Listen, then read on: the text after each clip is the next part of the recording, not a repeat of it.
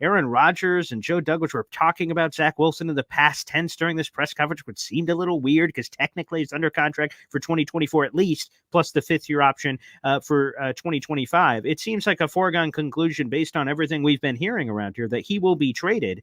Do you believe he can be traded? Well, what is the value for Zach Wilson, who, like I said, still has one more year left on his rookie contract at least, plus a team acquiring him would have to make that decision in May whether to exercise or decline that fifth-year option on his deal. What's the value for Zach Wilson? Well, a couple things. One, I do think the ship has sailed. I think it's time for Zach, and he would be the first to probably acknowledge and applaud it. I think it is time to move on. I do think there'll be a market for him, not necessarily as a starter, but I think there will be several teams that inquire and kick the tires. To that end, I think they could probably get a fifth-round pick for him, a mid-round pick in some capacity for him. I think here's why. I think most teams on the outside, and this is not going to make Jet fans happy, and I'm not picking on you guys, Paul. I'm just saying most of the other NFL teams, they'll put some blame on Zach. They'll put more blame on the Jet system, the offense, and the positions that they've put him in. So I don't think it's all going to come back to haunt him as he can't play.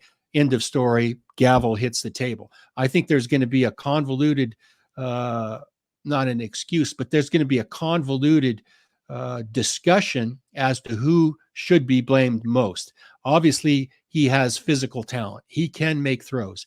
We saw that in flashes. We just never saw a system that was sustainable that really gave this kid a chance. So I think a lot of teams are going to say, hey, I'd kick the tires on that because of that, and I'm not going to put all the blame on Zach. So I don't know if that answers it, but I think there will be a few teams, maybe it's only a couple, that offer up a mid-round choice if that's what they want to do. And what's the proper place? Because, like, in my head, I've tried to speculate on teams that would make sense. And a team that jumped out in my head was the Kansas City Chiefs, because Andy Reid is another former BYU guy. Patrick Mahomes is obviously the clear and established starter. There'd be no spotlight or anything on Zach Wilson, and he'd be the guy developing behind and just biding his time for whether to be traded again in the future if he had some of that Andy Reid magic sprinkled on him, or perhaps an injury happens and he steps in and makes some things happen. So Chiefs is the first one that came to my head randomly, but are there teams that make sense that you think would be a good fit for Zach to potentially trade for him this offseason?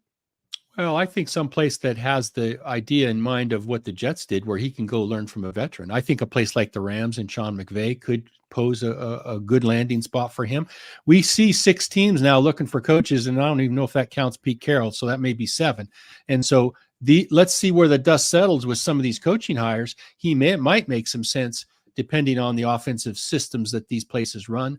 But I think ideally, if he could go somewhere with a veteran established guy and sit and learn, and it's a legitimate offense that he can learn, and a legitimate offensive coach and scheme, I think there will be a few landing spots. I really do. And I think there's enough veteran quarterbacks in backup positions that are up in the air going forward that it might make some sense for. And again, I agree with you. I think the Chiefs might make some sense.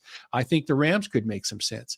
I think a place like Seattle would make some sense because Drew Lock is not the long-term there, and they don't have, we all know what Geno is. So depending on who they hire as a coach, that could be a fallback option as well.